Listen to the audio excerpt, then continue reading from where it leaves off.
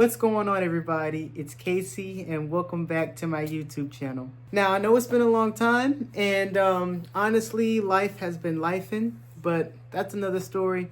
I know y'all are wanting the answers to these questions, so I'm gonna just get right into it. I ain't gonna talk too much. And here are 7 questions that I keep constantly getting in my comments. After this video, if there's anything that I missed, or if there's anything that I didn't mention or I didn't answer and you want to know, go ahead and DM me the question, or just keep dropping more stuff in the comments. And this will probably not be the last Q&A I do. I'll probably do another one. But yeah, so let's get into it. First and foremost, I keep getting asked, why did I transition? Well, that's not a simple answer, honestly.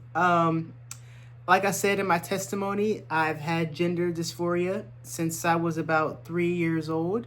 I remember having it in preschool and kindergarten and all throughout elementary, middle school, and high school, so forth and so on, right? It was more of the fact that I felt like my life would be so much easier if I had been born a boy or a man. And I felt like I should not have been born a girl. I thought I should have been born a man or a boy.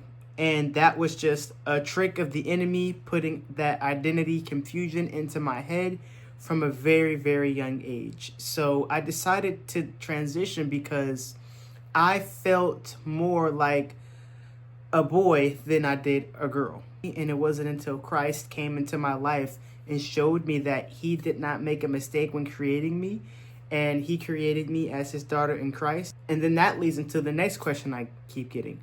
Why did I detransition? So I detransitioned because I was living a life of sin, regardless of what anyone says. Transgenderism, queer, lesbian, gay, all the alphabet community stuff is sin. Like you see examples of that with Sodom and Gomorrah. The Apostle Paul talks about it in Romans chapter 1. It's also in 1 Corinthians chapter 6, verse 9. All these verses talk about how these things are not from God. Because God does not make a mistake. God is perfect. And he would not make you a woman if you were supposed to be a man, and vice versa. So I detransitioned because my desire to surrender and submit to Christ and my love for Christ outweighed my desire to continue to live in sin. So the next one is, how did I get rid of the T in my body? So when I say T, I'm talking about testosterone. So instead of just saying the whole word, I'm just going to refer to it as T. So yeah, it naturally just came out of my body by itself. I never had any of my reproductive organs removed. I never got any bottom surgeries. The only surgery that I had was the double mastectomy. And so because I still have my reproductive organs, my body is still naturally creating estrogen, right? So because of that, my body was always fighting against the extra testosterone that I kept putting into my body every single week. Now, what most people don't know is you have to take those hormones for the rest of your life, or your body will revert. Like I mentioned this in one of my videos on Instagram. I don't know how it works with people who have had the bottom surgeries and who have had their reproductive organs removed. I can't speak for them. I don't know how it works because I didn't have that. I didn't experience that. Naturally, all of us have a little bit of the opposite hormone in our bodies. So women have a little testosterone, men have a little estrogen, right? But because I was putting more testosterone in my body than what was supposed to be there, that's what was giving me the male characteristics. Because I was doing that, my body was constantly trying to keep up with estrogen production to try to outbalance the testosterone in my body. I was injecting hormones into my body. There's different forms of it.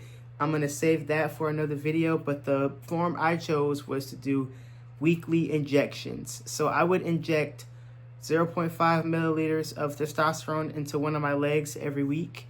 And if I missed a week, or if I forgot a week or whatever, I would have a menstrual for that month, because naturally the estrogen in my body was trying to overcome the testosterone that was there. I was always having hot flashes.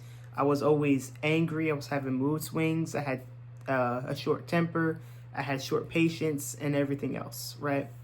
So because of that, when I stopped taking testosterone, naturally the estrogen in my body overcame the extra testosterone because there was nothing there.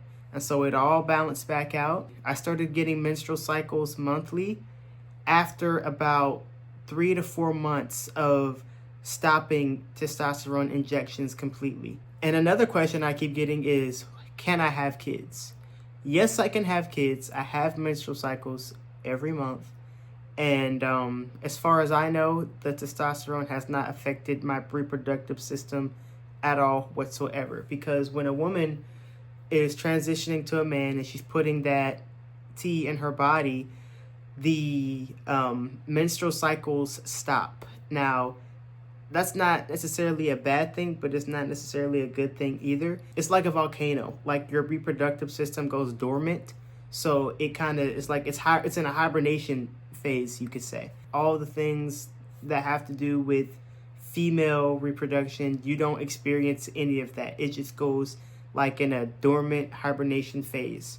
And once I stopped taking the T every single week, my reproductive organs came out of that dormant phase and it went back to normal as if I was never on it in the first place. And so the next question I keep getting is, what are the after effects of transitioning? The only thing that I can say that I've noticed is my voice.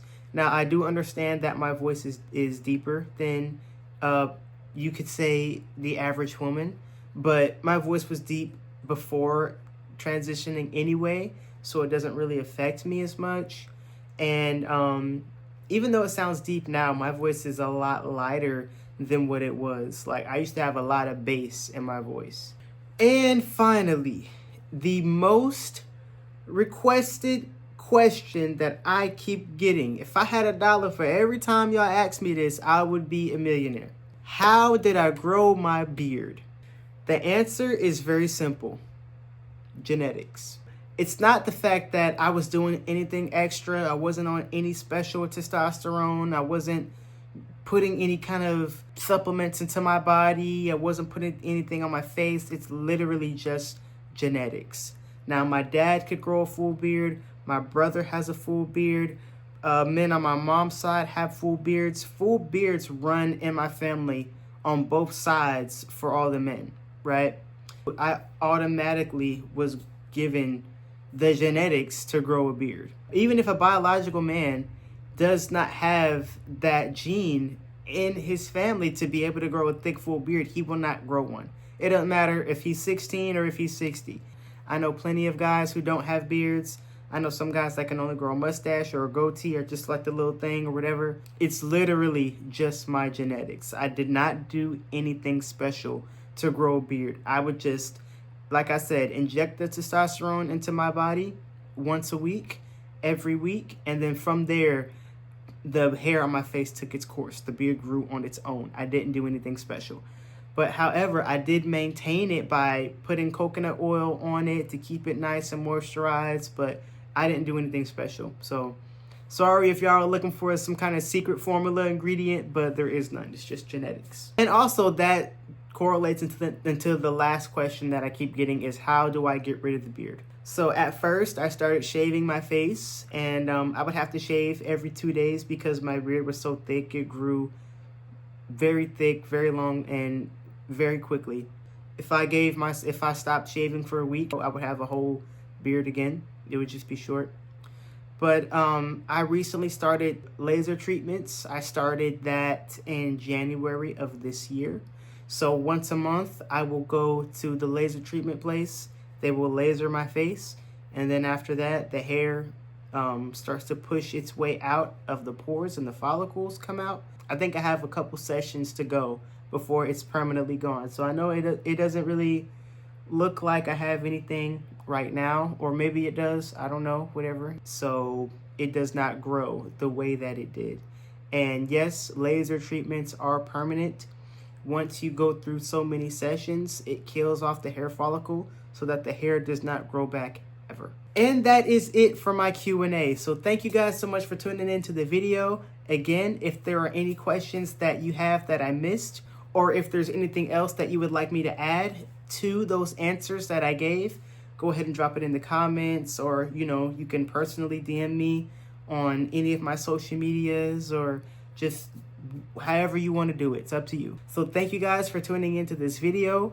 God bless you all. Have a great day, and happy Palm Sunday. God bless.